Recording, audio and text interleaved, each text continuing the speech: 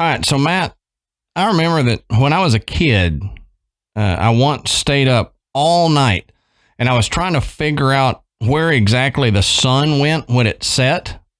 Then after a while, it dawned on me.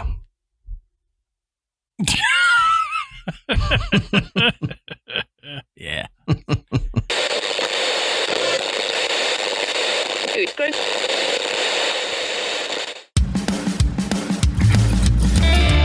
Good evening, everybody, and welcome to the Graveyard. Thank you for joining us tonight. My name is Adam. And my name's Matt. Now, pull up a tombstone or settle into your casket and get comfortable because this is Graveyard Tales. All right, everybody, here we are again. Matt, how you doing tonight, brother? Hey, I'm good, brother. Good. Little hot, a little sticky, but other than that, I'm all right. Man, summer came early and it's coming with a vengeance. I was outside watering the front flower bed the other day and my neighbor came out and he was like, looking good, man. I was like, thank you. And then we started talking about how hot it was this early, you know? And I was like, yeah, I had to break out the shorts a little early and now my pale legs are blinding everybody. And he started laughing and he goes, you're going to have to get some Daisy Dukes before long. I said, yep. And I apologize if I'm out here in them next time you see me. And he started laughing. He's like, I'll just put on some shades. I'm like, there you go. Short, so short, the pockets hang down. Yep, exactly. You know? Exactly. Only thing covering my booty cheeks is the pockets. So there's a picture you guys didn't want. But to make it a little better. It's a question that nobody asked. Yeah, exactly. To make it a little better, we'll say go check out the Podbelly Network at podbelly.com. You can find some different shows to listen to. We're proud members of the Podbelly Network, and we're proud to be associated with these shows. So go over there and check them out at podbelly.com. While you're on the Google machine and you're looking them up, go over to patreon.com/Graveyard Tales, and you can sign up to be a patron of Graveyard Tales. And we have 3 different levels, a 1, a 5, and a 10. And if you are a $10 a month patron, you get the video versions of us recording these episodes with some outtakes and stuff in there that I would normally cut out for the audio. Plus, you get the video and audio versions of our weekly Patreon shows that we try to do. And $5 members get the video and audio of those Patreon bonus episodes. And $1 members just get the audio of it. So go over there. You can decide which level you want to be. We appreciate any level that you want to sign up at. All of it helps us. Don't think, oh, I can only do $1 a month, so it's not going to help them. No, every little bit helps because everything that you put into Patreon goes back to help the show. It helps us get equipment when ours dies because it does seem to die. My webcam recently died, so I had to get a new webcam so we can keep doing these videos. So you guys that sign up and become a patron, you're basically producers of the show, and we appreciate it very much. And we try to give you different, interesting little bonus episodes there that you wouldn't get that normal topic on a normal Graveyard Tales episode. Right. And they're a lot of fun. They're a little relaxed and things like that. So, you know, you should check it out. If you've been on the fence, now's a good time to pull the trigger. Give you something to a little extra to listen to while you're sitting out, you know, sunning and laying by the pool. Exactly. So patreon.com/Graveyard Tales. And there is an RSS link that when you sign up, you can plug that link into your podcatcher that you use, and it'll automatically import all of our Patreon episodes into it. So you can listen to them just like you would normally listen to one of our main episodes. Make it easier that way. Now, the video versions, you do have to watch there, but the audio will be in your podcatcher. So, Matt, that's all I've got for the intro graveyard keeping of the whole deal. So why don't you tell us, what are we talking about tonight, brother? Okay, so tonight, Adam and I are going to look into a haunted place out in Arizona, put on your rainbow shades. Got some oceanfront property in it. Yeah, that's right. So tonight's show will be full of songs about Arizona. I think we've hit the only two that I know for sure. Yeah, the main two that matter, yeah. But we're going to be talking about Vulture City, which is an old mining town, which was essentially abandoned when the mine shut down and is now a very active ghost town, literally and figuratively. Right. And there's no songs about Vulture City, just to tell you that. No, I know. And it's got the perfect name. I know, man. I mean, if I was going to, you know what I thought of when I saw all the when we were looking at it and I saw the pictures of the city and the signs and stuff? It reminded me of like what they would name the old West town in Looney Tunes cartoons. Oh, yeah. That were kind of set in the old West. It always had ridiculous names like Vulture City. I remember one that was, it said, Donut Center. What a hole. Yeah. But it was just kind of that subtle joke. But I thought Vulture City, that's what this reminds me of. Yep. Is the name of an old West town in the Looney Tunes show. Yeah, exactly. So, as always, we got to talk about the history of it. But again, as always, go check our sources and you can find where we found all this information. You can continue the research there. If you find it interesting and you think, I want to learn a little bit more about it, then go down to the bottom of our show notes. You can find our sources. And this is where everything comes from. And so you can go down there and continue that research. But we got to, like always, lead in with the history, because the history is important to understanding the hauntings and the activity that is supposedly there now. Now, the sources I have say that as early as 1000 BC in Arizona, native inhabitants used cinnabar, coal, turquoise, and clay, different pigments, and other minerals, so they would have to do small-scale mining for these. So the native people of Arizona, as far back as 1000 BC, were doing mining in Arizona, which I thought was really interesting. I got a question. I saw this in your notes. And I meant to look it up, but I never did. What is Cinnabar? It sounds like a Cinnabon store that sells alcohol. It does. Welcome to the Cinnabar. All right. Yeah. It is. It's a toxic mercury sulfide mineral. And it says it is the only important ore of mercury. It has a bright red color that's caused people to use it as a pigment and carve it into jewelry and ornaments for thousands of years. So if you see old jewelry that is a bright red color, that's usually cinnabar. Or if they've tinted their pottery red, they're probably using cinnabar if they're in the areas where it can be found. Oh, okay. So that makes sense. That makes me wonder, is it safe to use? It is an ore of mercury. I wonder if mercury in that state is safe. I don't think it's from my understanding, I don't think it's a big problem as far as jewelry, but if you're using it on earthenware that you're eating off of and drinking off of, it probably causes some issues. Yeah, it would leach into. Yeah. So I think as a jewelry, you're fine, but just don't lick cinnabar and Hey, Graveyard Tales little message there for you. Don't lick the cinnabar. That's right. And don't ever let anybody tell you that this show is not educational. Exactly. Okay? Exactly. We may be stupid, but we're not completely stupid. We'll give you some facts occasionally. You can use that in your daily life. Yeah. Oh, that's ancient red ornament. That must be made of cinnabar, and then you'll look real smart. Or if it's not, don't eat it. Yeah. Don't lick the jewelry. But if it's not Cinnabar, then you'll look like an idiot. So, I mean, it's a toss-up. No, it's probably lead paint. Yeah.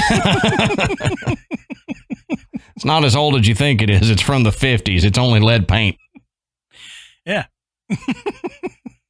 So, Spanish explorers ended up coming in a little bit later, and they actually did some mining there too for gold, but they were also looking for those fabled lost cities of gold while they were there. So it's known for having its gold deposits and stuff. Now, as Matt mentioned in the beginning, Vulture City, Arizona was once a popular gold mining camp, and it's now a ghost town that's located at the site of the defunct Vulture Mine in Maricopa County. And you hear Maricopa County all the time. You know, that's a pretty well-known county in Arizona. But in 1862, Henry Wickenburg, a former California gold rush prospector, traveled with several other men to look for gold in Arizona. In 1863, he came across a quartz outcropping that contained gold. Now, a claim was soon staked, and Wickenburg began to work the mine by himself. And he named his mine for the many vultures that were in the area.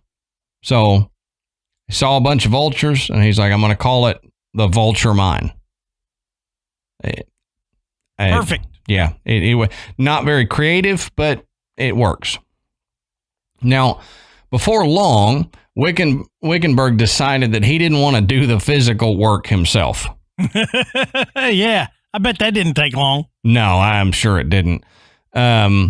So he allowed other miners to work the Vulture Mine for a flat fee of $15 a ton. I get, back then, not bad. Now, $15 a ton, you're not getting me in a mine to do that. That's not enough. We'll discuss all the problems inherent with mining here in a minute. But now soon, a community developed around the mine, which became known as Vulture City. So in 1866, Henry sold an 80% interest in the mine for $85,000 in exchange for a $20,000 down payment, with the balance to be paid via a promissory note. He moved northward, setting on a ranch site near the town which bears his name today. So he moved just a little north, got a ranch, and that's where he stayed, letting other people work. Now, another man who came to the area about the same time was Jack Swilling, a former Confederate officer. Swilling was a visionary who seized the chance to clear out the ancient irrigation canals the Hohokam Indians had dug generations ago near the Salt River Valley. Henry Wickenburg helped to finance the Swilling Irrigation and Canal Company in the fall of 1867.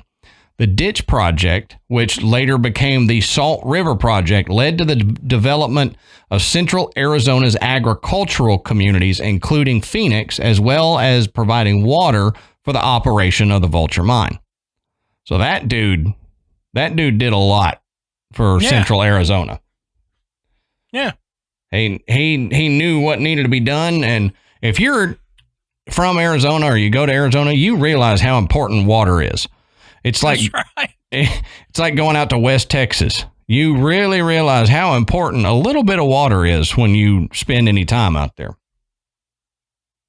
Now, by the late 1860s, the Vulture Mine was described as, quote, the largest and richest gold mine in Arizona. Between 1868 and 1871, the Vulture Mining Company poured money into developing the property, and workmen built an office, dwelling house, and a store. At the mill site, they put up offices, a warehouse, a boarding house, and several other buildings. Now, a 12-acre garden was planted along the river to raise vegetables to support about 150 men who were working at the site. So it became a full-fledged operating town at that point with its own garden and all that. Now, though the mine was doing well, it was isolated and vulnerable to Indian attacks. In its earliest years, the miners were fortunate because they had little trouble But that changed in 1868 when the Apache began to harass the miners, forcing the Vulture Mining Company to employ men to escort ore and supply trains traveling to and from the mine. Now, I have to jump in here and say, if you came into the Apache area and just started taking land and mining the land, you should probably expect they're going to not like that. Right. And they're going to, quote unquote, harass you for doing that. I mean, harass, that makes it sound like they're going, hey, can we have our land back? Yeah. Hey, pardon me, I'd like to talk to you about our land and what you're doing here. And we don't appreciate it, and we've signed it. Nope. Yeah.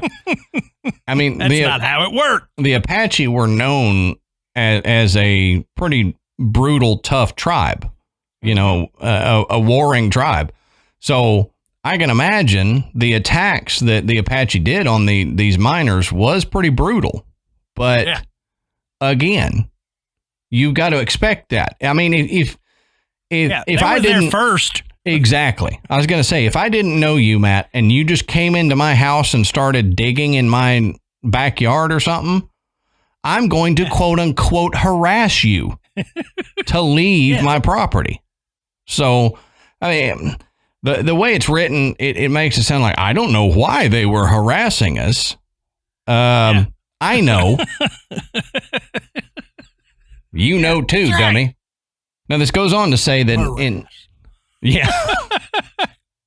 1869, most of all the animals were stolen, and in September, 3 men were killed. So Apache raids weren't the only problem at the mine, they say, but as many of the miners, mill hands, and teamsters were known to be guilty of, quote, high grading or stealing gold ore. So, I mean, you got a bunch of people working gold ore. This gold is worth a lot of money. They're pulling it out. There's many stories from many different mines and all that of people pocketing gold nuggets and then taking and selling it on their own for money. I mean, you got to expect if you're not paying them a lot, they got to make ends meet somehow. So I don't condone stealing from your employer, but you got to understand that that's why this, what do they call it, high grading happened. Well, and there was minimal supervision here. I mean, that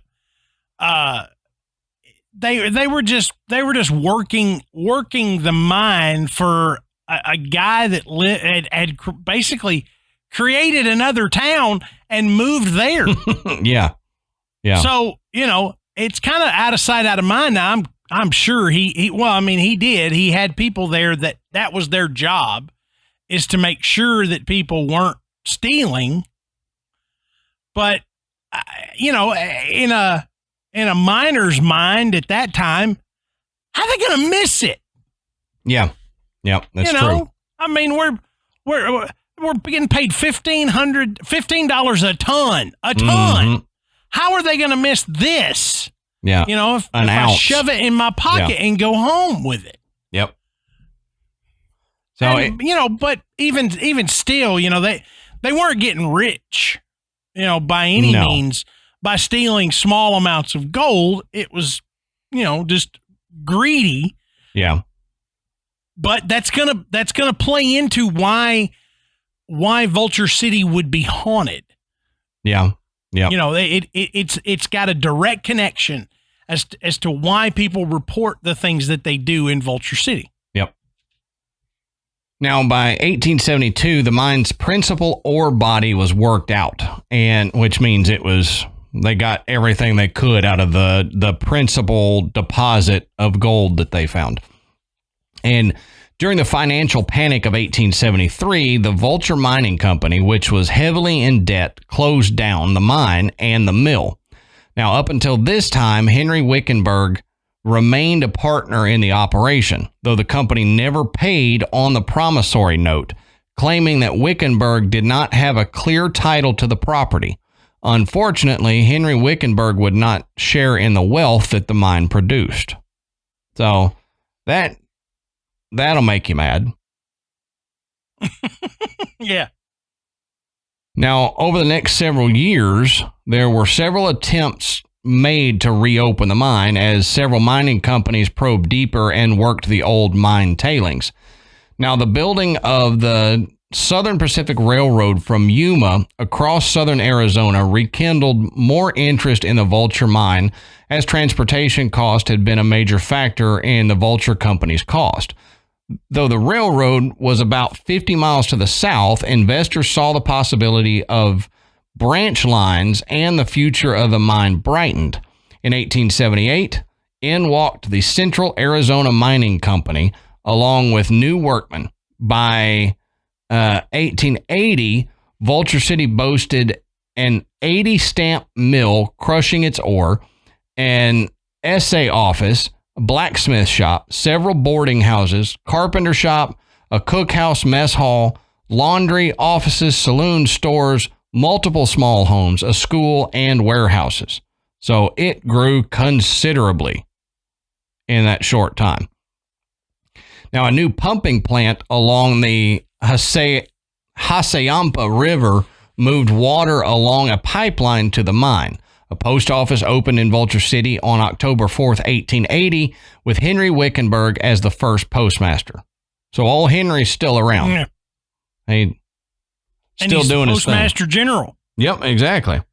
Which, I mean, back then, that was quite a title to have.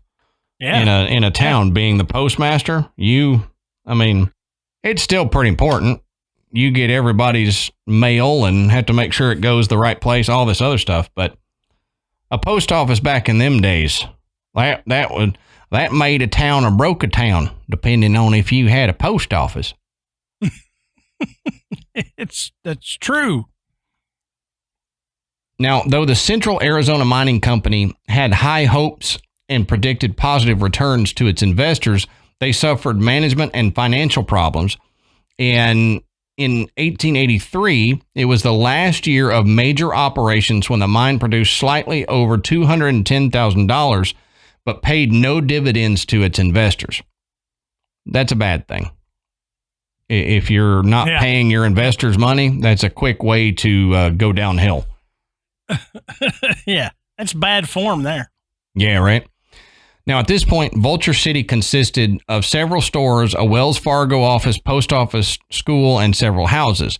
One writer of the time described the settlement as, quote, a neat village, and praised the town for its free reading hall and literary society. In 1884, the Central Arizona Mining Company closed its operations and leased the property. With high debts, the company soon became embroiled in litigation. In March 1887, famed Leadville, Colorado silver mining millionaire Horace A. Tabor purchased the Vulture Mine. For the first time in its history, the mine had an experienced and financially secure owner. However, exactly 1 year after his purchase, Tabor was stunned by the robbery of a gold shipment on the road from Wickenburg to Phoenix. On March 19th, a gang attacked and killed the mine superintendent and 2 guards before making off with a gold bar valued at $7,000. Tabor immediately announced that he would pay a $1,000 reward for each bandit captured and the return of the shipment. Territorial authorities also posted a reward, and a Maricopa County posse gathered to pursue the robbers. Within just a few days, the posse tracked the bandits, killing one of them, and recovered the gold. So all that, you recover $7,000, but you only get $1,000 per head. Mm-hmm. It's a lot of money, though. Oh yeah, it is. I mean, back then that was a lot of money. And for him to offer a reward that is essentially, if they got both of them, almost essentially a third of what the value of the gold was. He was offering that in a reward just to get it back. Yeah, it was more the principle of the thing, I think, than the money itself. Exactly, because if you let them get away with it, now you're a target.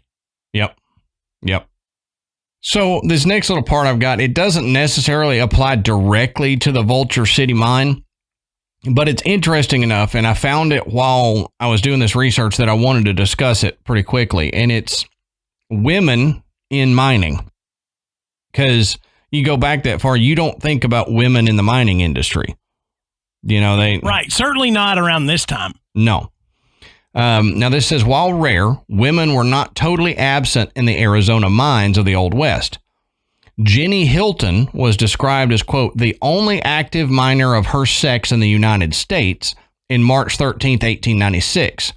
There was an article that was on the sale of her share in the southwestern Arizona mine in the Santa Fe Daily New Mexican back then. So that was interesting. One of the most famous of Arizona's mining women was Nellie, the Angel of Tombstone Cashman.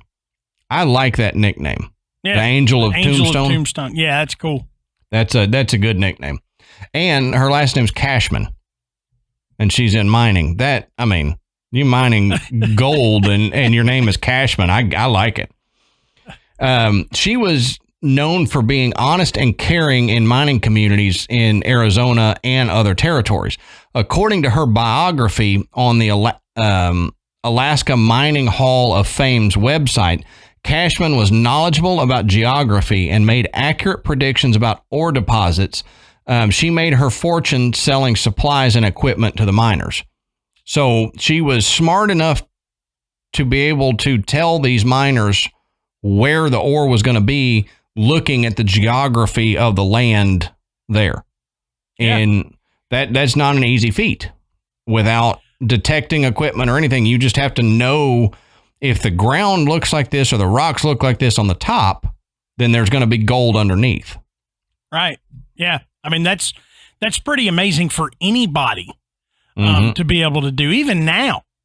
Yeah, I was going to say. Maybe even more so now with the sophistication of the equipment that is available, for somebody to still have a skill where they can, just look at it and say, I know what the equipment says. I'm betting if we check there, that's where we're going to find it. That's brilliant. Oh yeah. To have that kind of knowledge. And at this time, in this era, it was invaluable. Mm-hmm. Very much so. Now, I wanted to look at, this will tie, again, something else that will tie almost directly into what Matt's going to talk about, but we need to look at the dangers of mining. And most people think, well, mining, you might get trapped underground or blow yourself up, but there's a lot more dangers than just crushing injuries back then. Right. Now, it says mineral mining is among the world's most hazardous occupations. Life in a mining camp wasn't easy. In addition to the hard work, miners had to deal with the threats of raids from Native Americans, as well as bands of robbers looking to steal their hard-earned wealth. So, like we discussed, you got robbers coming in, and they'll kill you to get the gold ore that you just worked all day to dig out of there. But disease, floods, fires, and injuries were also constant threats. Now, from 1888 to 1900, hundreds of people died of typhoid fever, according to the Arizona Memory Project documents. So, the sanitary conditions of mining camps weren't that great. Yeah, so, they're out in the desert. Mm-hmm. You kind of have to. It was twofold because you kind of had to know, what a little bit about bacteria and food storage and where are you going to send people to go to the bathroom and all that, which they didn't understand. At least miners at that time didn't have a working knowledge of that. But also, you're just out there in such harsh conditions away from any kind of medical care. Yep. Really. Yep. I don't know if you saw it, Adam, but in anything that I was researching, I didn't see anything about physicians that lived or were paid to work in a mining town to provide care to these workers. It may have been, but there's nothing documented about it, and they document about everything else. So I figured you would have at least seen in that list of all the stuff the town had a doctor's office. Right. And it was rare for there to be a doctor in a pop-up mining town. Usually the doctors were in the bigger, more established towns. Right. So if a town like Vulture City was there long enough and was booming enough, you would have doctors move in. But until then, you just had to deal with injuries and disease the old school home remedy method. Yeah. And for some of the diseases I'm going to talk about here in a second, those home remedies did not work. No, well, typhoid, I mean, that wouldn't, you weren't going to, go grab a cactus and mix up a POTUS and it was going to fix your typhoid. Yep. That wasn't going to work. Elderberries don't work for typhoid fever. Sorry. I going through the herbalism training and stuff that I did, there's nothing I found that would cure typhoid.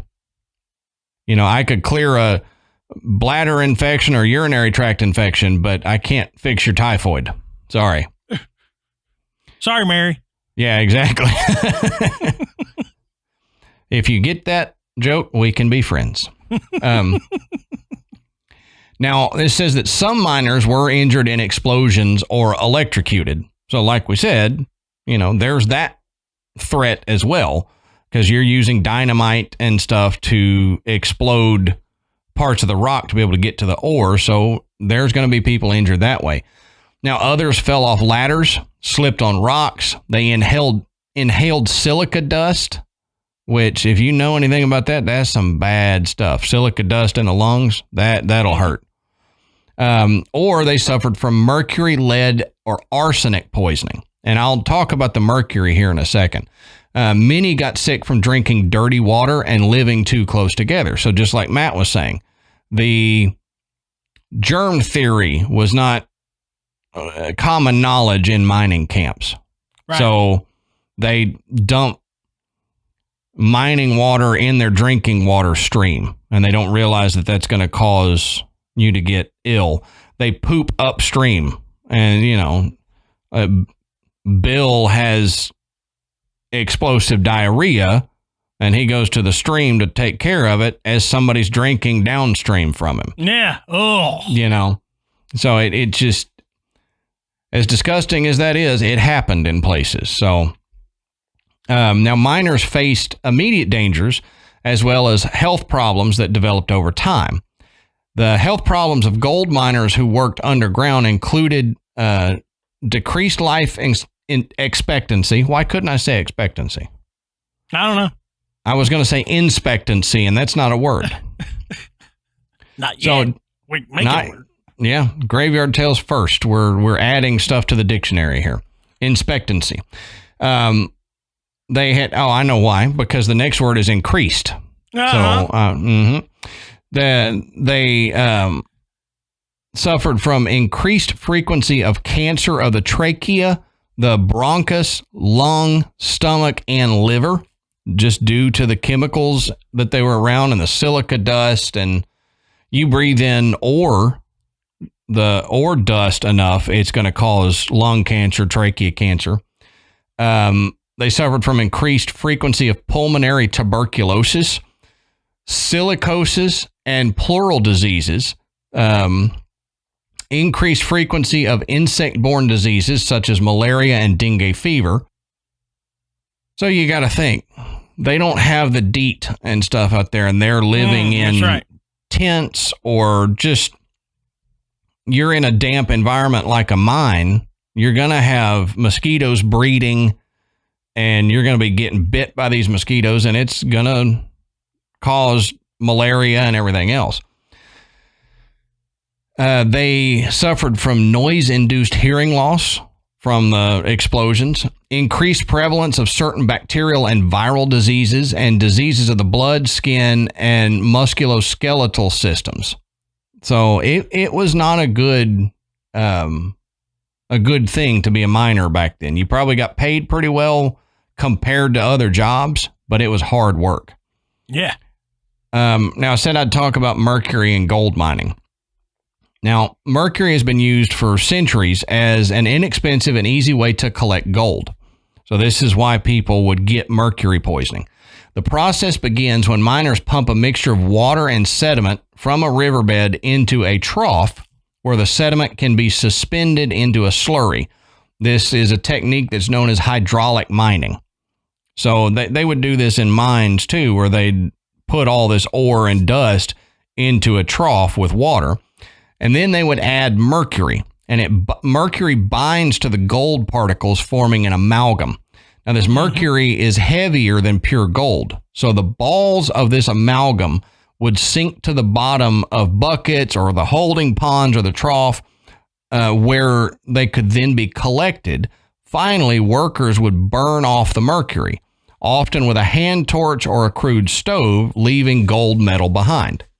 So you got to think, they're touching the mercury to extract this mercury gold amalgam. Then they're burning mercury. I guarantee you they're inhaling this fumes. Burning mercury fumes. Yeah. And so they end up with mercury poisoning. Sure. And going insane out there. Yeah. So if you ever thought, hey, I want to travel back in time and be a gold miner in the 1800s, don't do it. Change what past life profession you're going to have, because it caused a lot of death and disease and pain around these mines and in the mining town. Oh, yeah. Yeah. So, I mean, we're talking about how life was, and we've touched on mining in other episodes before, but I think, this really gives you an idea of how bad these conditions were. So, because of this, there was a lot of death. And much like we've talked about, when we talk about medieval castles, when we've talked about haunted hospitals, any area that is just surrounded by death will have a greater tendency to be haunted. I mean, it seems like common sense, right? Yeah. But a lot of it depends on the nature of the death and the energy that it would leave behind. Now, dying of typhoid or mercury poisoning or stuff, it's not just like, oh, I'm sick, I'm dead. It's not that way. There's a lot of suffering involved. And I'm sure there was a lot of fear, because they're all doing the same dangerous work. And then all of a sudden, Joe over here, he is deathly ill. He's got it coming out of both ends. His skin's got this weird color to it. He's hurting. Is that going to happen to me? Chances are, yes. Maybe not today or maybe not tomorrow, but if you stick with this line of work, there's a really good chance it's going to happen to you. So that produces a lot of emotion. And I mean, these are old, rugged miners in the late 1800s. They're not going to sit around and cry and whine. They're just going to do the work. Joe kicked the bucket over here. We got to keep working. And they all kind of knew, this work is going to take my life eventually. So when you have that kind of, hot, wet blanket just laid over top of everything, it's going to produce some negative energy. And the other aspect of this is when Adam was talking about, they killed a guard and stole a $7,000 gold bar, and they chased these dudes down and killed them, took the bar back, or at least killed one of them. Mm-hmm. And I said, you can't let them get away with it, or you're going to become a target. So all these guys that were high grading, the guys that said, they're never going to miss this, and they shoved that gold nugget down in their pants pocket. You got 200 miners, and if they all take a little chunk of gold every now and then, that's eating into your profits. Yeah.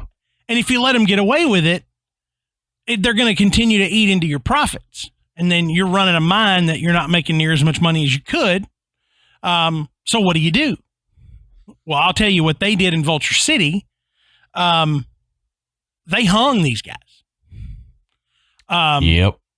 You know, they hung them right there, and it wasn't a pleasant experience because based on the research that I did, I learned that they didn't build a gallows. You know, this wasn't like a big, nicely built framed gallows with the floor that dropped out. Nope. They hung them from a tree, and they would put them sometimes on the top of either on horseback or even standing on a rock. Okay. A rock where they might be just high enough to be off the ground when they took the rock away. And sometimes, one of the videos I watched, they said they would actually be able to touch a little bit with their tiptoes. Okay. Yeah. So that process of dying in that hot sun, sometimes it would take 20 minutes. It could take 2 hours. Yeah. I was going to say that prolongs the death. So here you are, a miner who was thinking about shoving a gold nugget in your pants to maybe get a little bit of extra money, and you walk by the tree on the way to your job, and there's Joe, and he's just sitting there struggling, dying, and you see this, and you go, "Why is Joe hanging from the tree?" He had some gold dust shoved in one of his gloves.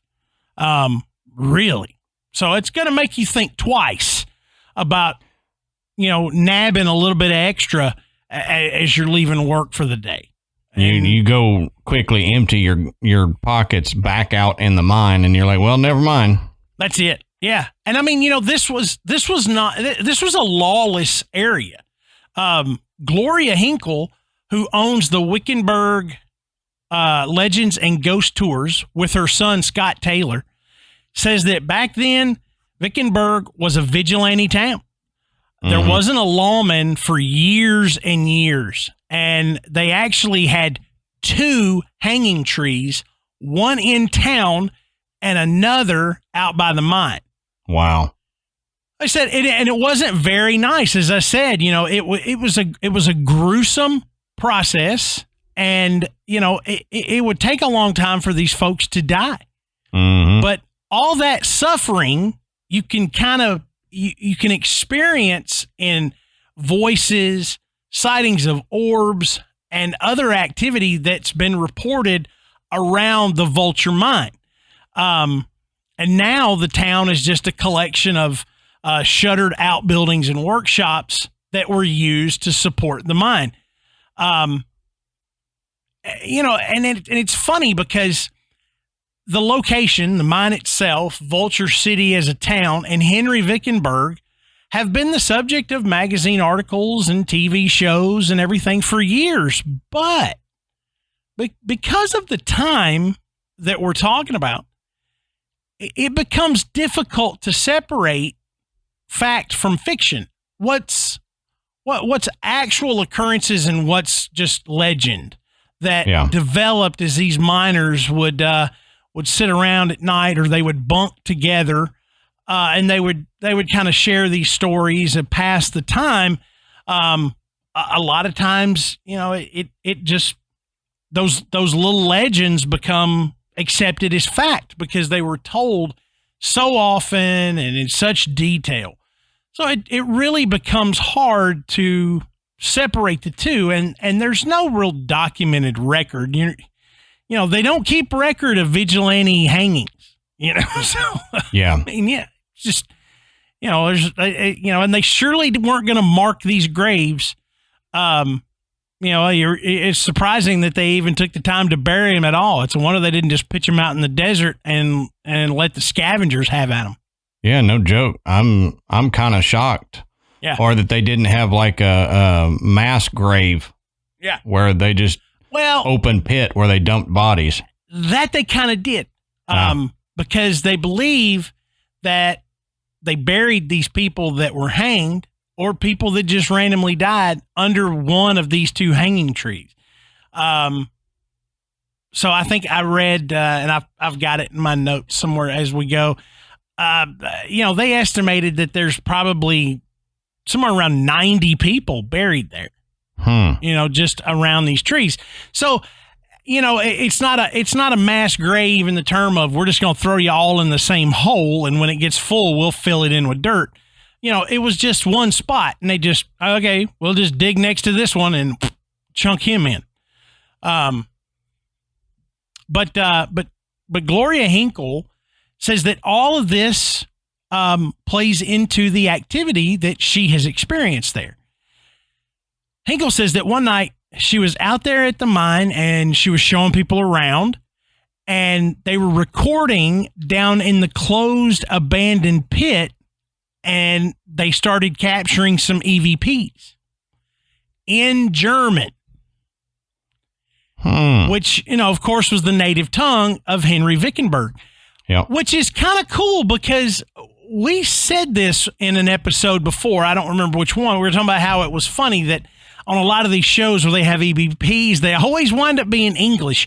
They're out there in some Austrian castle, and there's like, get out. Like, wait a minute. Would they have actually said the words get out? Would it have not been in another language?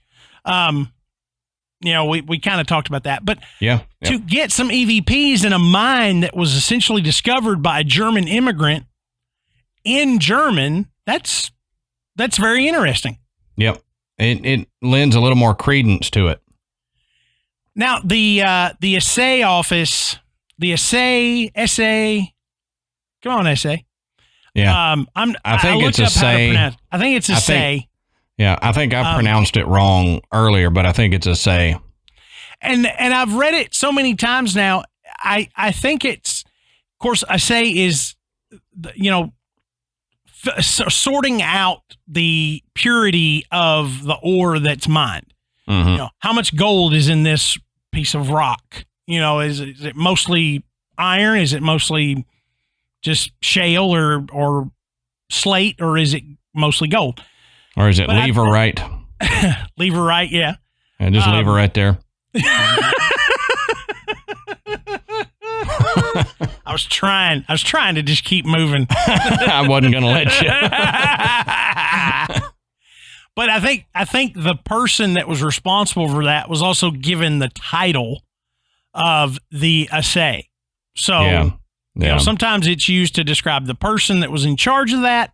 Other ones, it's the process and the building which they used. Anyway, nonetheless, just more education for you folks. There you go. They said that the office there where this was done, it's kind of in the corner of the town, but they said there's a very negative feel, and they have captured voices there telling people to get out. But Hinkle also says that there are cold spots, not only in that office, but all around the property. They said even if it's 105 degrees outside. I mean, we're talking about the Arizona desert. It gets hot. And for you to be able to go, that's a cold spot right there. That's a little bit different. You wouldn't expect that. Yeah. So it's so hot, you're hoping to walk into a cold spot of a haunting. Yeah, that's right. Man, I'm so hot, I need a ghost to crawl up my butt. Cool me off. Please, walk through me like 4 times, spirit, please. But as Adam has mentioned, miners often died in cave-ins. There were dozens that were hung from the hanging trees. But there were also a lot of stories of rape and murder and just freak accidents in the mines and the surrounding town and towns, which gave Vulture City this haunted legacy. And now that it's abandoned, it's, like I said, it is a figurative and literal ghost town. Yep. But one of these stories is the story of a man named Jimmy Davis. Now, Jimmy got his arm caught in a piece of machinery and was then repeatedly flung into several pieces of heavy equipment, which they said broke every bone in his body before dropping him down dozens of feet into a mine shaft. Good Lord. But the worst part was Jimmy didn't die right away. Oh, that's what when you said the worst part, I was about to say it didn't kill him, It didn't kill him. Oh. It took 5 hours for Jimmy to die. Okay? Oh, man. He cried and begged for mercy, being in excruciating pain, but it was no use. His body was way too far down to be recovered, and they say that the ghost of Jimmy Davis still haunts the mines, and his voice can be heard crying for help in the middle of the night. Hell, I would haunt that place too if that happened to me. Yeah, man. You better believe it. Just fire a bullet down here, something. No joke. Throw a big rock down here. Mm-hmm. Something. Anything. Don't let this last for 5 hours. Good grief. God, it'd be awful. But some people have claimed to hear the sound of the pulley machine whipping around as if it were malfunctioning. That's a new one. Yeah.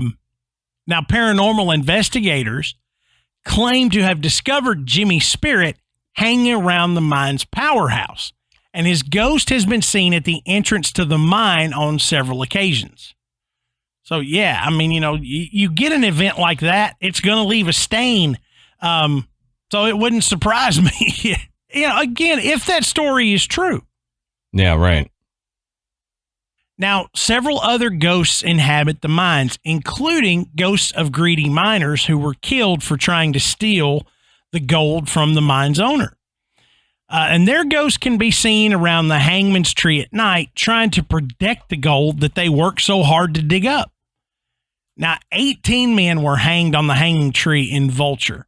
It was said that the men who were hanged took hours to die and were left to rot in the hot sun until they were buried near the tree. The ghosts of these high graders who were punished by death are still seen around the mines. And many tourists claim to have been harassed by the ghosts of the dead thieves. Here's this harass again. Yeah. I don't think we've used the word harass in an episode hardly at all. Tonight is the record. So yeah, I don't remember saying it even in my normal life as often as we have said it here. It always reminds me of a joke. It's like an announcer at like a horse race reading off. It's like, number 3 harass has been scratched from the race. Please don't forget to scratch harass.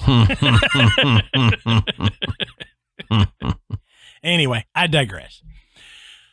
But yeah, so tourists claim that they've witnessed these ghosts, these dead thieves, but they've also had rocks thrown at them while standing near the hanging tree. They also hear footsteps scurrying around them when they're in that area, and some have even heard strange voices call them by name. That would be freaky. Yeah. As always. When you hear your own name in regards to a haunting, that's always a little bit more than what most people could stomach. Yeah. Now, tourists and staff alike often hear footsteps creeping up behind them, strange disembodied voices whispering in their ears, and again, the ghostly apparitions wandering around the mines. Many often report shadows on the walls when no one else is there. The sounds of pickaxes striking the walls are also quite common. Now, groups investigating the mines have also reported having rocks being thrown at them through windows. So, maybe no glass, but there's a window there, and, Here comes a rock, telling them, hey, get out. That'd be crazy. The blacksmith shop that's there in Vulture City was another one of these, where it was said that if you go into the blacksmith shop, you must respect the blacksmith. If you disrespect the blacksmith, he will let you know that you've upset him by banging on the walls very loudly. Oh, geez. And he's also been known to throw a rock or two. Yeah. It seems like every spirit there is a rock thrower. Yeah, why not? I mean, what else do you got? I mean, hey, we're out in the desert, throw a rock. Yep. That's true. There's not much else they can grab and chuck at you. Yeah. So now there was a group of thieves that were killed in a freak accident, and their ghosts are also believed to haunt Vulture City. There was a particularly prosperous area near the head of the mine called the Glory Hole. And this was the site of much high grading once the main body of ore was dug out. Now, the miners would come around sunset and dig out the remaining ore near the support beams. And after a while, there was no rock to support the beams. And the Glory Hole collapsed. Oh, which trapped that's a bad day. Yeah, it trapped and killed 7 men and 12 donkeys. That was a lot of people in one glory hole. Man, we're trying. He's trying. I'm not going any further than that, but as soon as I read it, I was like, hey, here he goes. Here he goes. I heard him snicker. Oh, yeah. You say that set of words, I can't help but snicker. I'm sorry. I know. We're 12. Oh, yeah. But they say that the bodies are still there, and the ghosts haunt the former glory hole. These apparitions can be seen around the head of the mine, and witnesses usually report cold spots and feelings of being watched. Now, what would a mining town be without a brothel? I really don't know. I guess probably a prosperous town that was very, very boring for these guys. Yeah.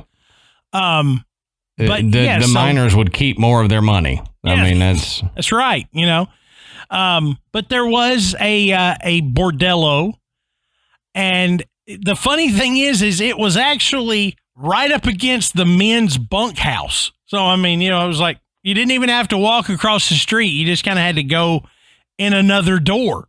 Conveniently located, I guess. Now, it is said that if you go into the bordello and you speak the name of Mexican Rita, the activity in there will kick into high gear. Okay. Really? And it's not known if Mexican Rita was a prostitute there or if she was just another, you know, somebody that worked there, whatever. But the name they take it to say, is Mexican Rita. The schoolhouse is also reportedly haunted, with visitors and investigators reporting shadow figures and sounds of children laughing. So, you know, this shows that, you know, it was a town. It wasn't just like a big mining camp, which kind of, the way we discussed the everything around the mine, it sounds like it was just a big mining camp, but it was a functioning town. I mean, it had a post office. So there's going to be other people there. There's going to be people that settle there and have families, and the way they make their living is working in the mine.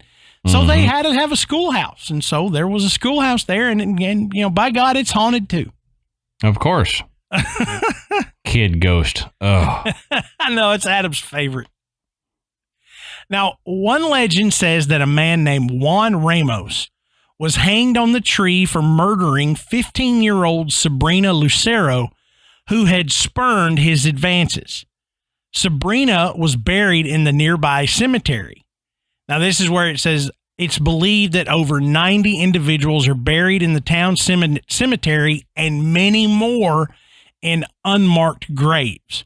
Yeah. So, I mean, there was quite a bit of people here. I think I read at one time it had a population of around 5,000. You know, that's a lot. It was a big town to have just started as one individual who discovered a mine. But you know, all of that. You know, here we are talking about a murder. Not only that, it's a murder of a child. Yeah. So yeah, I mean, you know, we're going to put some negative marks on this area and probably see some residual hauntings as, you know, as effect of that. Yep. Now, of course, you know, you get this much activity in a place as cool sounding as Vulture City, and it's an actual ghost town. Our old buddies from Ghost Adventures, they took their turn investigating, and they did capture quite a bit of activity out there. Now, while in the assay office, a rock was thrown through the window and hit Nick in the leg. Huh. So it was either a spirit or an angry cameraman. Yeah, right. This is old Ghost Adventures then, if that Nick guy's still there. Still on the show. Yeah. But, on the show, it was just the very beginning. It seems that all over the grounds and in the buildings, they were able to capture many voices, one of which was a woman's voice saying, "What's that?" And another was a man's voice who said, "I want your money." Now, while Nick was in the vault, he recorded a voice telling him to take the gold. Their cameras caught the sound of someone walking with boots on, a man screaming, a female crying, and loud banging on the walls. But the old schoolhouse seemed to be haunted by spirits of children that once went there. And many of the children died from influenza and other diseases. Yeah. Said, and this particular article says that, of course, Aaron had his eye-bulging moments when a child's voice was captured making fun of him and a broken piano was heard playing. But he makes fun of Aaron, Well, good. Good. So, I mean, if it's some valid stuff, I will include the Ghost Adventures investigation of it. And, this was actually a pretty good one. Like Adam said, it was an older episode. It was before it became so Hollywood. But what an interesting place. I mean, if you don't even believe all of the legends, people are still experiencing a lot of different paranormal activity when they go there. And a wide variety. I mean, everything from EVPs and disembodied voices to footsteps to actual physical contact. It even sounds like they've got the potential of there being just a stone tape like replaying of a man's death. You can hear the machine, you can hear the screaming and the crying. That's a lot of varied activity, even full-bodied apparitions. So, I mean, I think just like with a lot of these places, some of it is going to be a lot of hearsay, a lot of, it's haunted. When I was there, I saw shadows and all that stuff. And you kind of get that feeling of, I really want to see something. I really want to experience something. And so you do. Right. But not all of it, especially with the stories from staff members and, the tour guides and things like that, because they're there so often, that they've had plenty of days where it's just another routine job. We're going to tell these stories, we're going to play it up, and nothing's going to happen. But yet they are going to be the ones that if something's going to happen, they're going to be around often enough to experience it. And I think in a lot of cases, those tour guides are some of the best resources, not because they're playing it up. They don't own this. Right. It doesn't make them a ton of money by telling some of these stories.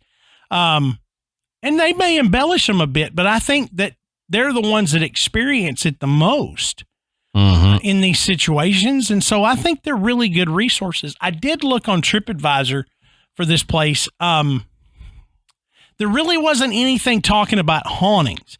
There was a lot of things talking about that it was kind of creepy because it was a ghost town. But it has been somewhat refurbished. So it's not, you're not walking into something that looks unkempt. It's not dirty, dilapidated. It has been restored to give it an appearance of how it would have looked when it was operational. Which, that's okay. They did, I did read one article where they said they rebuilt part of one of the buildings with stone and rock mined right there. So if as if the people that lived in that town were going to have done the work themselves. That's exactly how they would have done it. So at least they kind of kept it true to history. Right. And if you believe the stone tape, then those stones you're not bringing in memories or anything from another site. It would all be contained memories from that area. Yeah. Yeah. So what do you guys think? I had personally never heard of Vulture City when Adam mentioned it to me. But I'm sure some of our listeners have. And I'm sure there's folks in Arizona that know about it. And maybe we've even got some folks that have been there. We'd love to hear about it if you've got some stories or some opinions. I'd love to see the pictures too. Oh, I know. And there's a lot of pictures online if you want to, when you listen to the show, if you think, wow, this place sounds pretty cool. I did a virtual tour where, you could actually see the buildings, the old mine, and it kind of gave you a feel of what it looked like. But yeah, if you've got pictures of this place where you visited, sharing them with us would be greatly appreciated. And one of the best places to do that is in our Facebook group. Just go to Facebook, search Graveyard Tales. Our Facebook group is called The Graveyard. We've got thousands of members in there. It is a great place. It is a safe place. You can come talk about personal experiences, because that's what everybody wants. Everybody just wants to hear. You'll find some good humor. Nobody's going to be mean or hateful or call you a nut job. We're all interested in this stuff. We love to hear really good ghost stories and paranormal experiences. Yep. And make sure you answer the questions in the beginning. Right. When you go to enter the group, you'll see the list of group rules. There's not many, but there's a couple, and it's mainly about being respectful and all that. So make sure you read the group rules and then answer the questions, because if you don't answer the questions, we're probably not likely to accept you in. Well, it's just one of those please do this kind of things for us when you go to enter the group. It lets us know that you are an actual human being. Exactly. And not a bot that is going to try to sell something after every comment made, which we've had that happen a couple of times. We try our best to monitor that's the reason we do it. We're not trying to form an exclusive club. We're just trying to make it a good place for you guys. We don't want y'all to have to deal with getting spammed to death by somebody trying to sell you a used car warranty or something. We don't hair growth formula or something. Yeah, the newest piece of exercise equipment. But when you're done there, you can slide over to our website, which is graveyardpodcast.com. And there on our site, you can find links to purchase Graveyard Tales merchandise. You can listen to the show, and you can become a patron. And, for tonight's episode, it'd be a good one. If you want to catch that video, you're going to get a lot that Adam is not going to edit out of that version. Yeah, there's going to be some weird stuff that if you're just listening to audio, you will completely miss. That's right. So like I said, now's a good time to do it. And we appreciate everybody that has. We put that money right back into the show. Don't forget and rate and review us on iTunes. It brings us up the charts. It makes Graveyard Tales easier to find, and it just brings more people into the graveyard. So until next time, we'll save you a seat in the graveyard. See you soon. For those of you not watching the Patreon, this is why it's worth getting the video. Is because we just saw Adam's camera freeze while he's squirting some nose spray up his nose. And so you have this pause frame of Adam with this white thing just shoved up his nose. It's hilarious. Yeah. I'm telling you, it's absolutely worth it. You want to see this. Yeah, I'm leaving it in for the Patreon people, so you'll get to see all the awkward camera freezes that I've had.